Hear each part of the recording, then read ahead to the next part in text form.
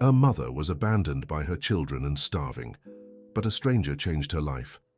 Mrs. Dorothy trembled as she rummaged through the trash bags behind the farmer's market in Philadelphia, her wrinkled hands desperately searching for any scrap of food to ease the hunger that had plagued her for 3 days. Her stomach ached so badly she had to lean against the wall to keep from fainting. That's when she heard the sound of a car stopping right in front of her. A young woman, elegant in appearance and with a gentle smile, stepped out holding a wicker basket full of fresh bread that gave off an irresistible aroma. "Please, take this," the stranger said, extending the basket. Mrs. Dorothy stepped back, pride speaking louder than need. "I don't need charity, miss. I work." "It's not charity," the woman insisted softly. "Just neighbor helping neighbor. Hunger won over dignity." Mrs. Dorothy took a loaf with trembling hands and took her first bite in days. Tears streamed down her wrinkled face as she savored the gift. "What's your name?" the young woman asked. "Dorothy. Dorothy Wilson." "Nice to meet you, Mrs. Dorothy. I'm Jennifer. Can I come back tomorrow?" The elderly woman simply nodded, still chewing the bread with difficulty due to the few teeth she had left. Jennifer kept her promise. The next day, she arrived at the same time, this time with an insulated bag containing hot soup, fruit, and more bread. Mrs. Dorothy waited for her, sitting on a cardboard box, trying to keep herself presentable despite her circumstances. "Do you live here?" Jennifer asked, looking around the dirty alley. "For now," Dorothy replied, averting her gaze in shame. "And your family?" The old woman's expression closed off immediately. "I don't have a family." Jennifer realized she had touched a deep wound and chose not to press further. Instead, she sat beside Mrs. Dorothy and began chatting about everyday things, making the older woman smile for the first time in months. Dear listener, if you're enjoying the story, take a moment to like and especially subscribe to the channel. It helps us a lot as we're just starting out. Now continuing, as Jennifer's third visit was different. She brought a warm blanket and a small pillow, along with the usual food. "The nights are getting too cold," she explained. "I thought this might help."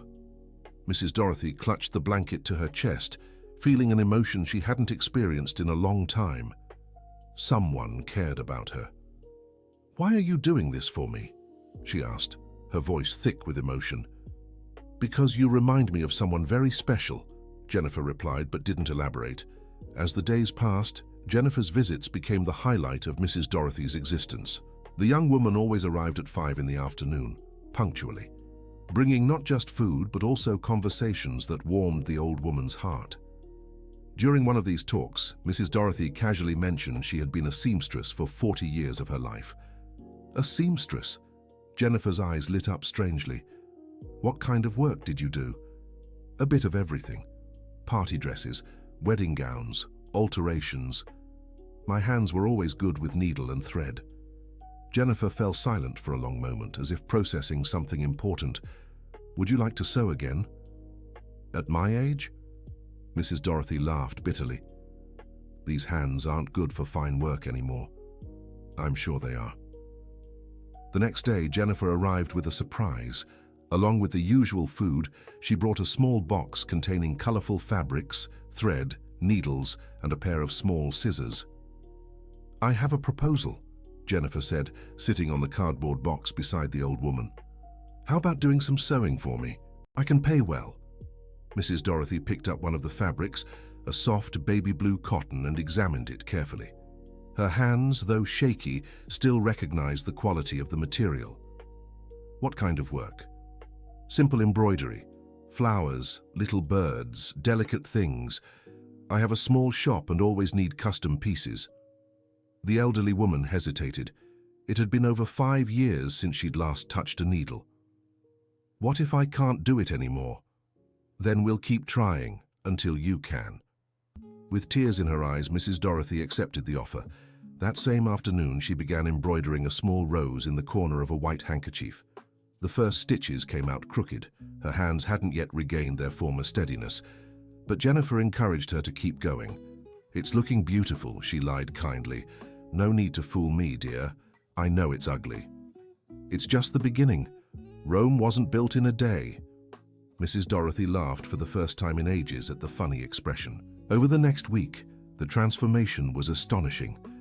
Mrs. Dorothy's hands began regaining their lost dexterity. The stitches became more even, the flowers more vibrant. It was as if 40 years of experience were waking from a deep slumber. Jennifer was amazed by the quality of the work emerging from those wrinkled hands.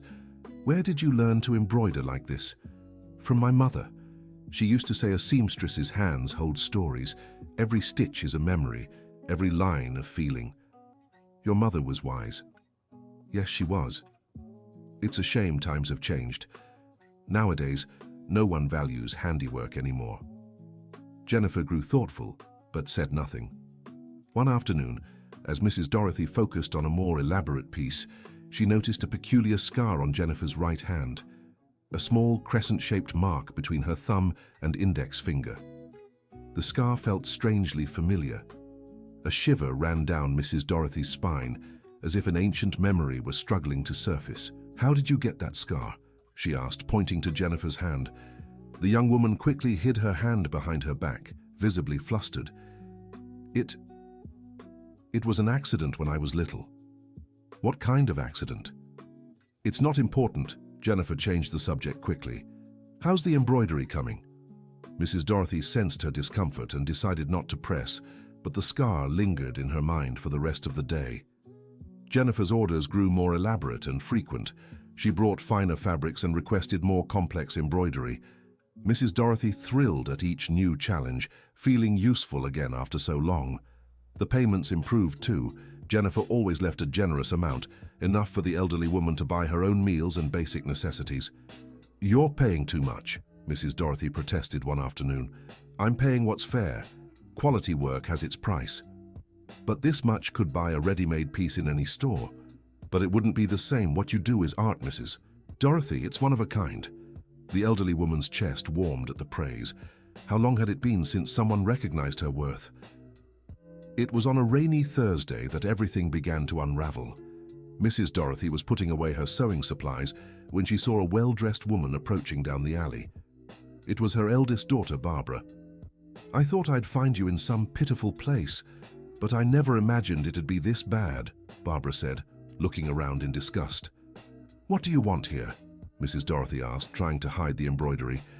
"I brought some papers for you to sign." Barbara pulled an envelope from her bag and held it out. "They're the sale documents for the house. You need to sign them today." "I already told you I won't sell." "Mom, be reasonable. You can't afford to keep that house. It's better to sell and split the money between the three of us." "Between the three of you? And what do I get?" "You can have your share too, of course. It'll be enough to rent a small room somewhere." Mrs. Dorothy felt an anger she hadn't felt in a long time. "That house is mine. It's where I raised the three of you, where I took care of your father until his last day. I won't give it up." "Mom, you're being stubborn. Look at yourself. Living on the street, struggling. That's no life for someone your age." "And whose fault is that? Who put me on the street?" Barbara sighed, impatient. "Let's not go over this again. You know exactly why we made that decision. That money you lost was our inheritance too." "I didn't lose anything. I was tricked." "Doesn't matter. The result is the same." The argument was heating up when Jennifer appeared in the alley. She stopped at a respectful distance, not wanting to intrude, but clearly concerned about Mrs. Dorothy. "Who's that?" asked Barbara, noticing the young woman. "It's a friend." "A friend?" Barbara laughed scornfully. "Mom, you're living on the street. What kind of friend could you have found here?" Jennifer stepped forward, introducing herself politely. "Good afternoon. I'm Jennifer." Barbara looked her up and down, clearly judging her simple appearance. "How long have you known my mother?" "A few weeks." "And what do you do around here?" Jennifer hesitated, not wanting to reveal that she helped Mrs. Dorothy. "I work in the area." "What kind of work?" "Barbara, enough," Mrs. Dorothy interrupted. "Leave the girl alone." "I'm just talking, Mom. It's always good to know the friends you've been making." Barbara's sarcastic tone made Jennifer uncomfortable, but she kept her composure. "Well, I should go," Jennifer said. "Mrs. Dorothy, I'll see you tomorrow." Yes, dear. After Jennifer walked away, Barbara pressed on. Mom, you can't trust just anyone who shows up around here. This area is dangerous. Jennifer is a good person. How can you be sure? You barely know her. I recognize kindness when I see it. Kindness? Barbara laughed. Mom, no one helps a stranger without wanting something in return. This Jennifer must be taking advantage of you somehow. She's not taking advantage of anything. On the contrary, she helps me. Helps you how? Mrs. Dorothy hesitated, not wanting to reveal the sewing work. She talks to me, keeps me company. How convenient. A stranger appears out of nowhere to befriend a woman with no money. Very suspicious. Not everyone is as self-interested as you. The words slipped out before Mrs. Dorothy could stop herself. Barbara was furious. How dare you call us self-interested after all we've done for you? All you've done, you threw me out of my house because you threw away our inheritance. $70,000, Mom. $70,000 you gave to that con man. He said he'd multiply the money, that in 6 months I'd have double. And you believe that? A 68-year-old woman falls for a line like that? I wanted to leave more for the three of you. I wanted you to have a better life. And look how that turned out. Now we have nothing, and neither do you. Barbara shoved the papers into her bag angrily. You have 1 week to change your mind about the house. If you don't sign willingly, we'll find another way. What other way? Leave that to us. Barbara walked off, leaving Mrs. Dorothy shaken and confused. The elderly woman sat on her cardboard box and began to cry. All the bad feelings she'd managed to push away in recent weeks came rushing back. Jennifer found Mrs. Dorothy like that when she arrived the next day. The older woman was disheartened, not even wanting to pick up her needle. What happened? Jennifer asked, sitting beside her. My daughter came by yesterday. Oh, was it difficult? It always is. Jennifer waited in silence, respecting Mrs. Dorothy's time to open up. She wants me to sell my house, the elderly woman finally said. And do you want to sell?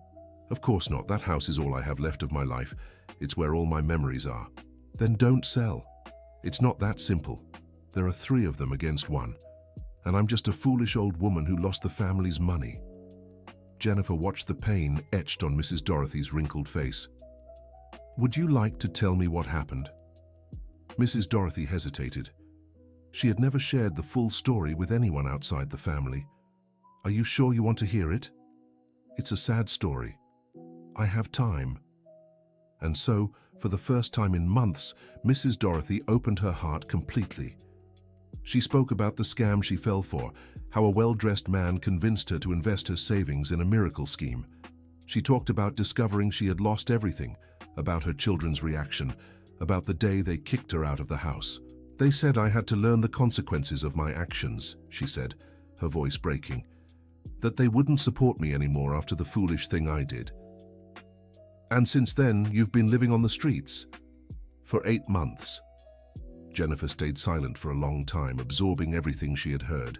Mrs. Dorothy, may I ask you a personal question? Of course. Do you have any documents proving the house is yours? I do. They're kept at a neighbor's house. Why?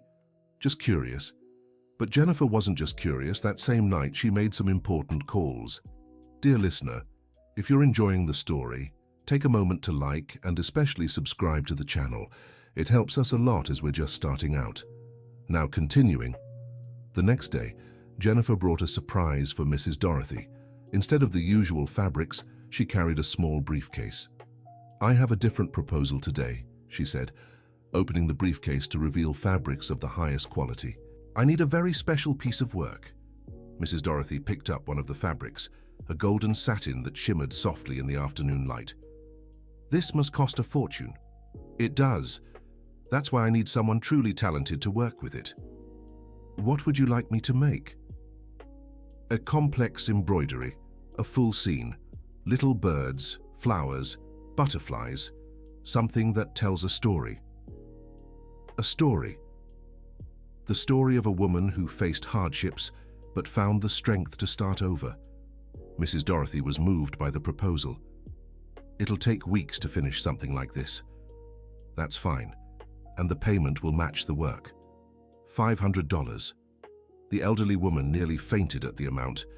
$500 for an embroidery, for a work of art. Mrs. Dorothy accepted the job with tears in her eyes. It was more money than she had seen in a long time. Over the following days, she poured herself into the embroidery. It was meticulous work that demanded all her concentration and skill. Every stitch was placed carefully, every color chosen precisely. Jennifer came every day to check on her progress, always with words of encouragement and sincere praise. It was during one of these visits that the incident that would change everything happened. Jennifer was watching Mrs. Dorothy work when a strong gust of wind swept through the alley. Some papers flew out of Jennifer's bag, and Mrs. Dorothy hurried to help gather them. That's when she saw it. An old photograph, yellowed with time, of a small child on a beach. A little girl with dark hair, no more than 7 or 8 years old, with a small scar on her right hand. Mrs. Dorothy felt the world spin around her. That photo, she knew that photo. More than that, she knew that girl. Where did you get this?" she asked, her voice trembling. Jennifer realized what had happened and froze. That moment she had been waiting for had finally arrived, but not in the way she had planned. I can explain. You're her." Mrs. Dorothy stared intently at Jennifer's face, searching for traces of the child in the grown woman. "You're the girl from the beach." Jennifer began to cry. "I was waiting for the right time to tell you. 40 years. For 40 years, I thought about that child." The memory came rushing back to Mrs. Dorothy with full force. It was 1983, and she was on vacation with her family at Miami Beach. Her children were playing in the sand when she heard desperate screams coming from the water. A child was drowning. Without a second thought, Mrs. Dorothy, who was only 28 at the time and a strong swimmer, dove into the water. The current was strong, but she managed to reach the girl and bring her back to shore. The child was unconscious, but breathing. Mrs. Dorothy stayed with her until the ambulance arrived. At the hospital, she learned the girl had cut her hand on a seashell in her panic. "Were you with your parents?" Mrs. Dorothy asked, still processing the revelation. "I was with my grandmother. My parents had passed away not long before. My grandmother raised me after that." "And she never told you who saved you?" "She said it was a very kind woman, but you left before she could thank you properly. My grandmother kept this photo and always said she'd find you one day to thank you. Your grandmother, she passed away 5 years ago, but before she did, she told me I owed a debt of gratitude to a woman in Philadelphia. She had found out where you lived." Jennifer wiped her tears and continued. "I came here a year ago looking for you, but when I got to your house, the neighbors said you didn't live there anymore, that your family had kicked you out. And you kept searching for me." "I did. Every day I walked through the downtown streets hoping to find you. Until a month ago when I saw you in this alley." Mrs. Dorothy was too shocked to speak. "Why didn't you tell me the truth from the start?" "Because you were in such a fragile situation. I thought if you knew the truth, you'd feel like you were getting charity out of gratitude. I wanted you to feel valued for who you really are, an amazing person. But all this sewing work, it's real. I do have a shop. Small, but it's mine. And your work truly is exceptional." The two women embraced, crying. 40 years later, fate had reunited the rescuer and the child she had saved. "Now I understand why you came into my life," Mrs. Dorothy said, "just when I needed it most." "I didn't come into your life," Jennifer replied. "You came into mine 40 years ago. I'm just returning the favor." But their emotional reunion would be interrupted by an even more shocking discovery. Jennifer, moved by the story she'd heard about Mrs. Dorothy's family, had decided to do some investigating on her own. As a small business owner and an organized person, she had a few contacts who could help. "Mrs. Dorothy, I need to tell you something important," Jennifer said a few days later. "I looked into your financial situation." "What kind of looking?" "I spoke to a lawyer friend of mine about the money you lost and about the pressure your children are putting on you to sell the house." Mrs. Dorothy grew uneasy. "What did you find?" "First, about the scam. The man who tricked you was arrested 3 months ago. Several people were his victims. There's a process to try and recover some of the money. Recover? Yes. Maybe not all of it, but some could be returned. Mrs. Dorothy felt a flicker of hope, but Jennifer wasn't finished. But there's something more serious about your children. What about them? Jennifer hesitated, knowing what she was about to say would hurt the elderly woman deeply. They withdrew money from your account even after you lost your savings. They used your card and knew your password. That's impossible. I cancelled the card. They made a new one. They forged your signature at the bank. Mrs. Dorothy turned pale. Are you sure? Jennifer showed some papers she had obtained. Over the last 6 months, several withdrawals were made. Your pension was being diverted straight into their accounts. The reality struck Mrs. Dorothy like lightning. Her own children hadn't just kicked her out of the house. They were still stealing from her, knowing she was starving on the streets. For how long? Since you left home. They emptied your savings account too. Mrs. Dorothy began trembling with anger and pain. They let their own mother go hungry while stealing from her. Mrs. Dorothy, this is a crime. You can sue them. Sue my own children? They had no qualms about stealing from their own mother. The elderly woman fell silent for a long time, processing the betrayal. It was far worse than she had imagined. One thing was being kicked out in anger and disappointment. Another was being systematically robbed while they watched her suffer in misery. What do you think I should do? First, we'll go to the police station to file a report. Then we'll find a lawyer to recover your money and protect your home. I don't have money for a lawyer. I do. Consider it an investment in our new partnership. Partnership? Jennifer smiled. I have a proposal for you. One that will change your life completely. Mrs. Dorothy looked skeptical. What kind of proposal? I want you to be my business partner. I want to expand my shop and focus on high-quality handmade embroidery. Your talent is one of a kind, Mrs. Dorothy.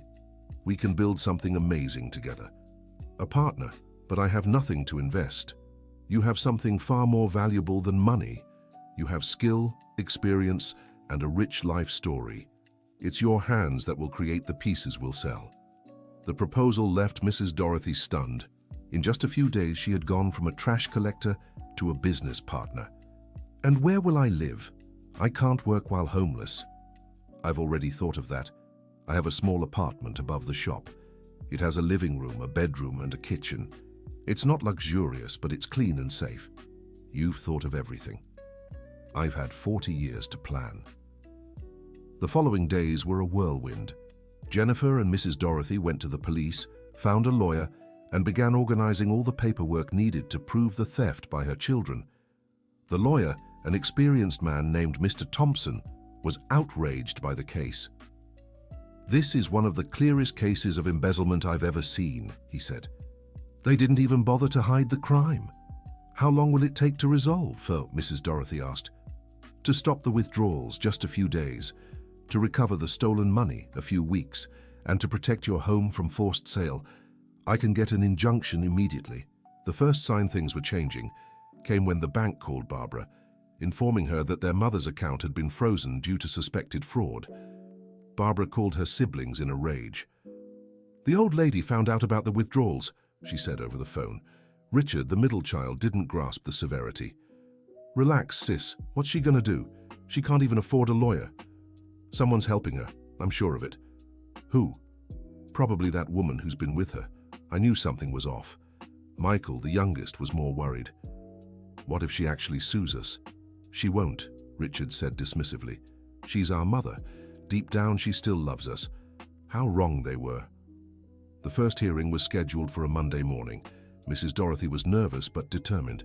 Jennifer accompanied her, offering moral support. Her 3 children arrived with a private lawyer, clearly underestimating the situation. When they saw Mr.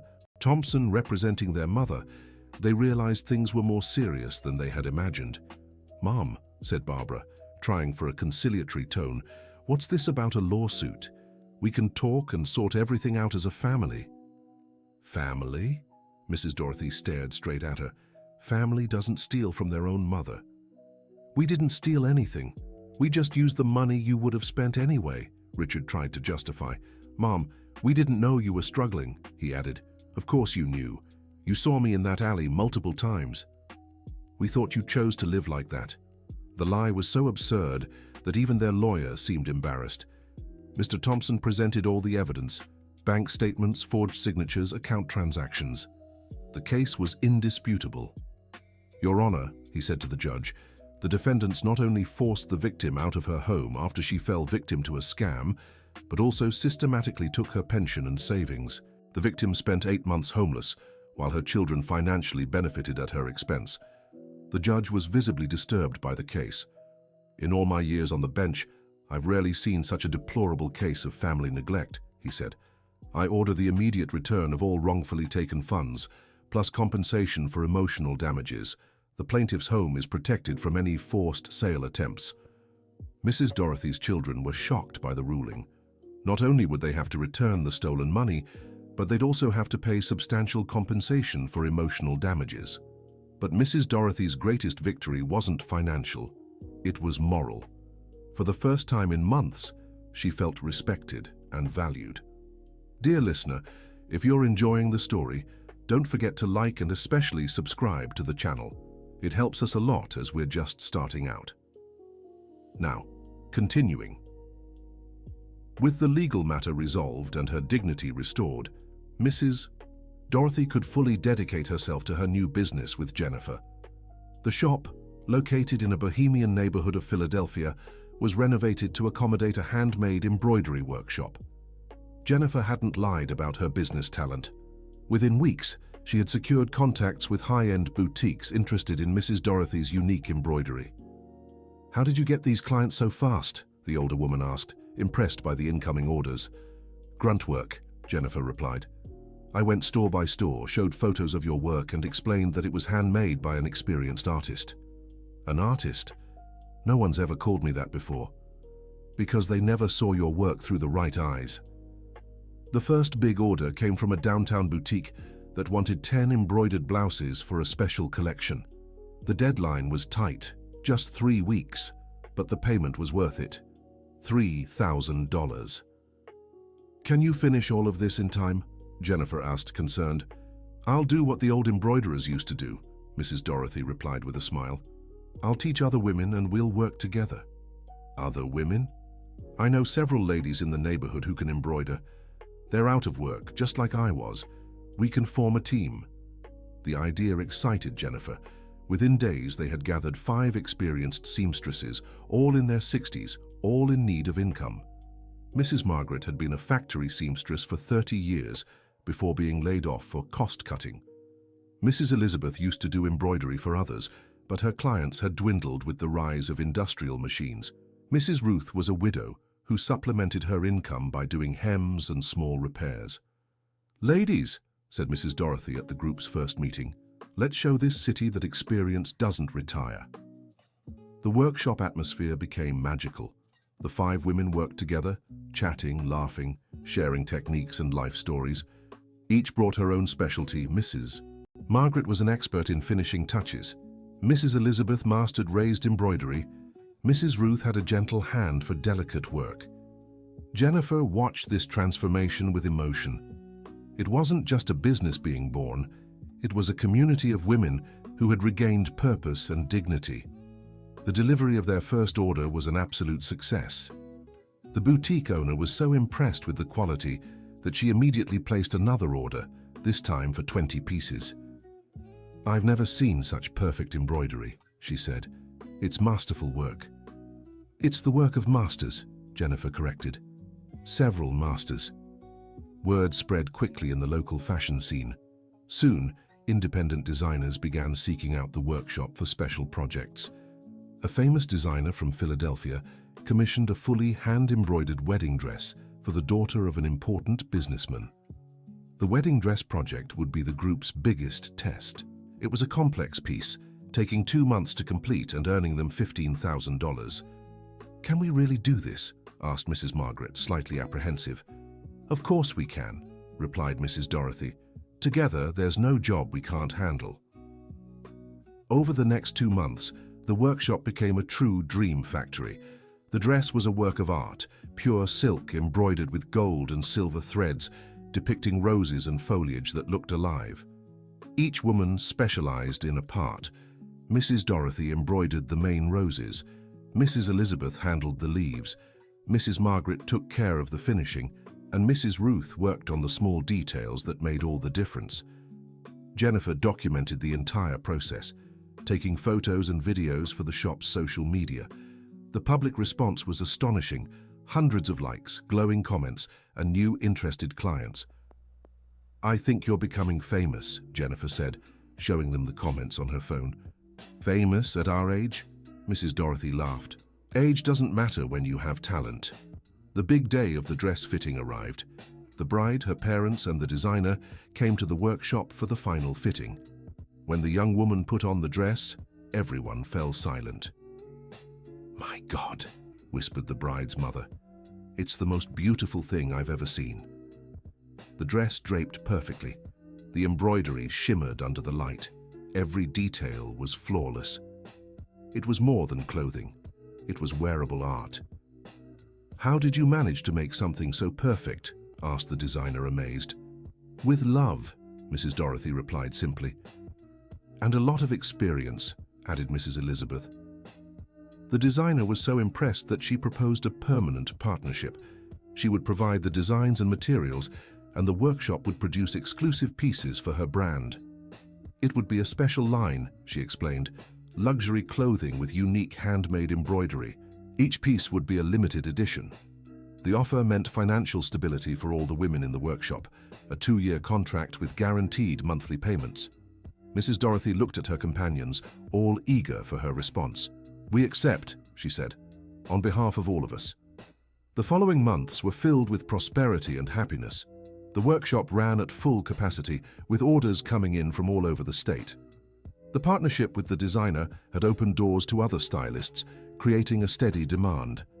Mrs. Dorothy had moved into the apartment above the shop, a simple but cozy place she decorated with her own embroidered creations. For the first time in years, she had a real home. Her savings were also growing quickly. With the settlement payments from the lawsuit against her children and the profits from the workshop, she had managed to save more money than she had before the scam. But the biggest change wasn't financial, it was emotional. Mrs. Dorothy had regained her self-esteem, her sense of purpose, and her joy for life. The other women in the workshop had gone through similar transformations. Mrs. Margaret bought a small apartment downtown. Mrs. Elizabeth managed to help her grandson get into college. Mrs. Ruth fulfilled her dream of traveling to see the ocean. Jennifer watched these changes with deep satisfaction. By saving Mrs. Dorothy 40 years ago, she had planted a seed that was now blossoming in multiple lives. "Did you know it would turn out this well?" Mrs. Dorothy asked one afternoon as the two organized workshop materials. "No," Jennifer admitted. "I just knew you deserved a chance." "And you? Are you happy with all this?" Jennifer smiled. "Happier than I ever imagined I could be. Finding you didn't just settle a debt of gratitude. It gave me a purpose I didn't know I was looking for." The shop had become a neighborhood landmark. Customers came not just to buy, but to meet the artists and hear their stories. Many were moved when they learned about Mrs. Dorothy's journey. One day, a local journalist showed up, interested in doing a feature on the workshop. The article, titled "Hands That Stitch Dreams," was published on the front page of the culture section and made a huge impact. "Mrs. Dorothy," the journalist asked during the interview, "what advice would you give to others who've been through similar situations?" The elderly woman thought for a moment before answering, "It's never too late to start over. The scars life gives us can turn into beautiful embroidery, and there will always be someone willing to lend a hand, even when we think we're alone." The article brought even more customers and recognition. Some women in difficult situations sought out the workshop for opportunities, and Jennifer decided to expand the project. "What if we created a training program?" she suggested. "We could teach sewing and embroidery to women who need a new profession." "I'd love to do that," Mrs. Dorothy replied. "Teaching has always been one of my dreams." And so the Lifeline Stitches project was born, a free training course in handcrafted sewing. The first class had 12 students, women of various ages, who had lost jobs or were struggling financially. Mrs. Dorothy discovered she had a knack for teaching. She was patient, attentive, and knew how to pass on not just the technique, but the passion for handiwork. "Every stitch you make," she told her students, "is a step forward in your lives. Never forget that." The project gained support from the City Council and local organizations. Within 6 months, over 50 women had taken the course, and many found work or started their own businesses. The success of Lifeline Stitches caught the attention of companies and institutions. A major clothing brand approached Jennifer, interested in creating a sustainable line entirely produced by sewing cooperatives.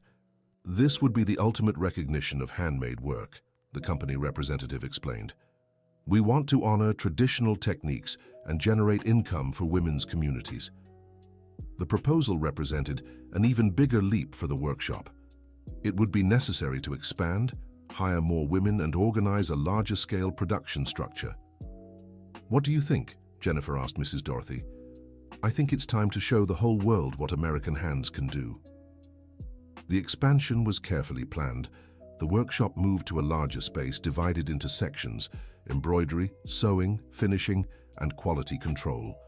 30 women were hired, all over 50 years old with experience in handiwork.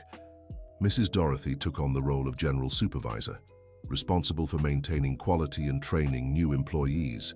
Her experience and natural leadership made her a respected figure among everyone. "I never imagined I'd run a factory," she told Jennifer, laughing. "It's not a factory," Jennifer corrected. "It's an art studio, and you're not just a supervisor, you're a master." The first collection for the major brand was launched with great success. The pieces, entirely handmade, were sold in stores across the country under the label Embroidery with History. Each item came with a small tag telling the story of the artist who made it. Customers were moved reading about women who had overcome hardships and found a new chance at life through sewing. Official recognition came when Mrs. Dorothy was invited to receive an honor from the City Council as an honorary citizen for her service to the community. "This is an honor we rarely bestow," the councilman said during the ceremony.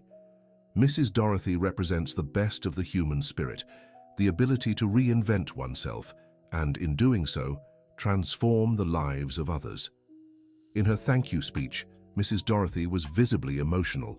"2 years ago, I slept in an alley, went hungry, and thought my life was over. Today, I'm here, surrounded by people I love, doing what I've always loved. This was only possible because someone believed in me when I no longer believed in myself." She looked at Jennifer, who was crying in the audience.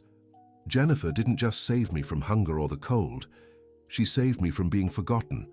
She showed me I still had worth, that my hands still had magic, that my story wasn't over yet." The audience gave her a standing ovation. "But I want to say something to everyone going through hard times. Never give up. Sometimes life knocks us down to teach us we can get back up.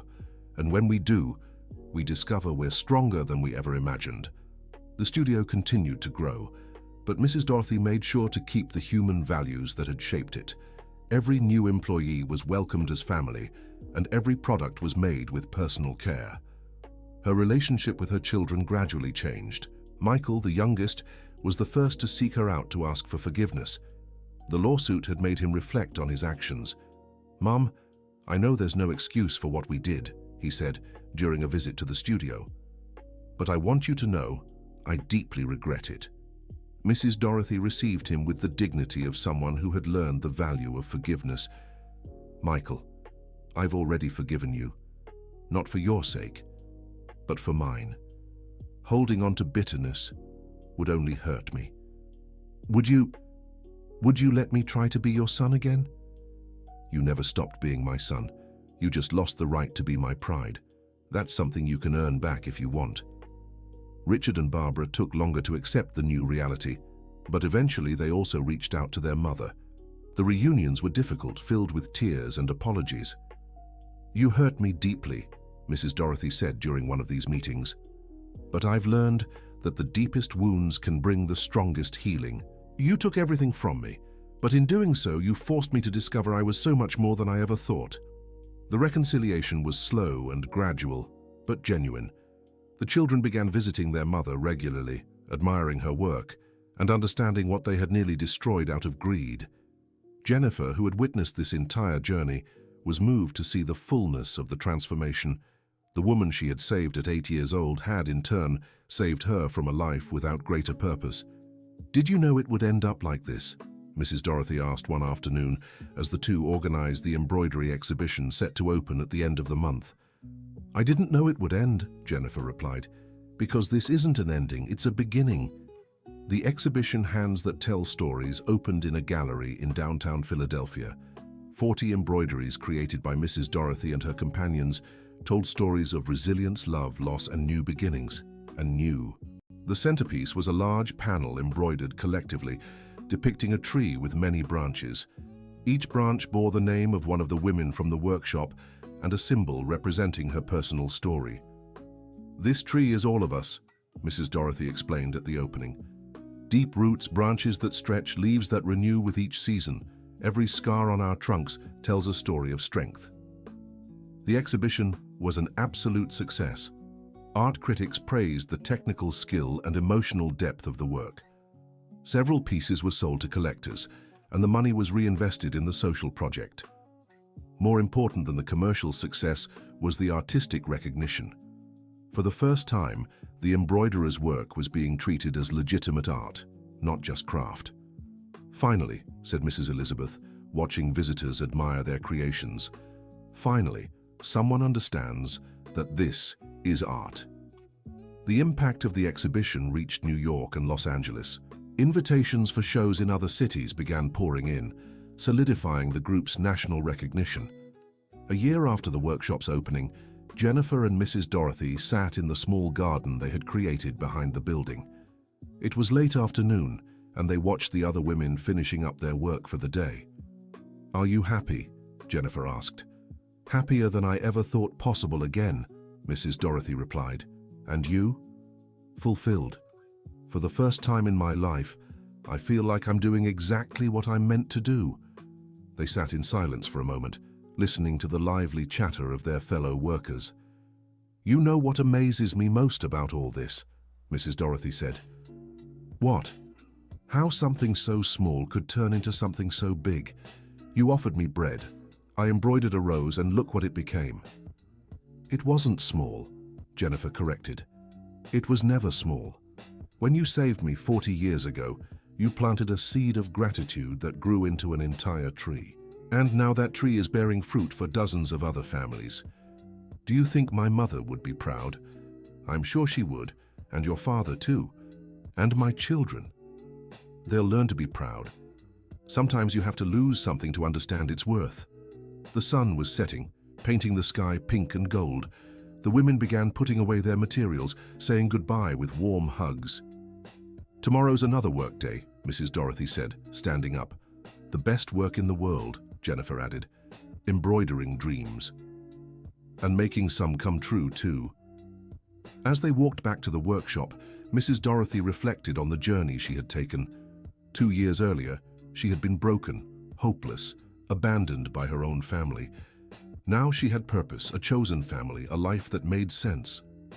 "Jennifer," she said, stopping at the workshop door. "Yes? Thank you for coming into my life. Thank you for coming into mine 40 years ago." The two women embraced, two souls brought together by fate in a story of second chances and mutual transformation. The studio Hands That Tell Stories continued to grow and expand. Branches opened in other cities, always upholding the same values: honoring experience, the dignity of handcrafted work, and the transformative power of art. Mrs. Dorothy became a well-known figure in sustainable fashion, speaking at events about social entrepreneurship and personal resilience. But she never lost her humility or forgot where she came from. Jennifer expanded her business, but kept her focus on the social mission. With each new project, a portion of the profits went toward training programs for women in vulnerable situations.